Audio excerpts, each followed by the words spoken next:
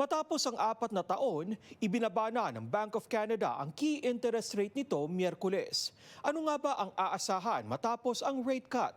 May report si Teresa Ridula.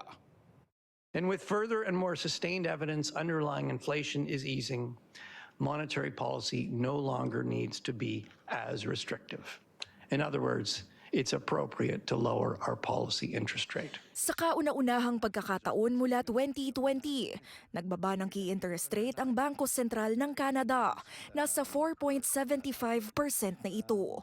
Bagay na matagal nang hinintay ng marami, lalo ang mga nais pasukin ang housing market. Welcome development po ito, pero sana medyo mas malaki-laki pa ang binaba ng interest rate na yan. Masayang balita ito. Lahat ng mga kababayan natin who have mortgages, who are looking to get mortgages, who are wanting to get money out of their property, because everyone, not just kababayan natin, but in general, we are all feeling the crunch, no? Taong 2022 nang sunod-sunod na itinaas ng Bangko Sentral ang interest rates sa gitna ng mataas na inflation, paliwanag ng Bank of Canada. Tamang sabayan ng kanilang desisyon ang bumubuting kalagayan ng ekonomiya. Let's just enjoy the moment for a bit. Core inflation, our various measures of underlying inflation, since the start of the year, they've all been moving in the right direction. Mabuti para sa variable rate mortgage holders ang pagbaba ng interest rate at posibleng maapektuhan na ang kasalukuyang real estate market. Literally this morning, I've had hundreds of calls. Ate or Miss Maylene, bumaba na po yung interest rates.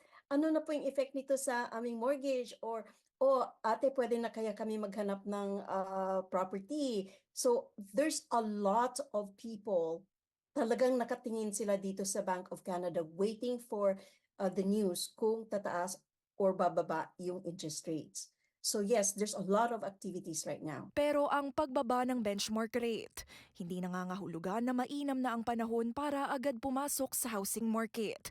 Lalo't hindi pa masabi ng Bank of Canada kung tuloy-tuloy na ang interest rate cut sa mga darating na buwan. Bagamat bumaba na po itong interest rate natin by 0.25 percentage points, if we are to use the previous interest rate sa mga nagdaang panahon as a standard, mataas pa rin po ito, no? So ibig sabihin na meron pa rin na pagkakataon, may chance pa mga kababayan na bababa pa yung interest rate sa mas mababa pa rito. Para naman sa mga magre-renew ng mortgage.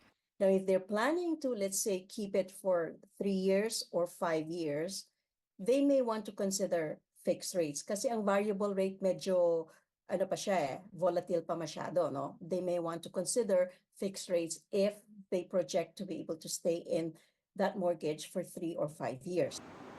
Nakatakdang ianunsyo ng Bangko Sentral ang susunod na interest rate sa July 24. Teresa Redula, Omni News, Toronto.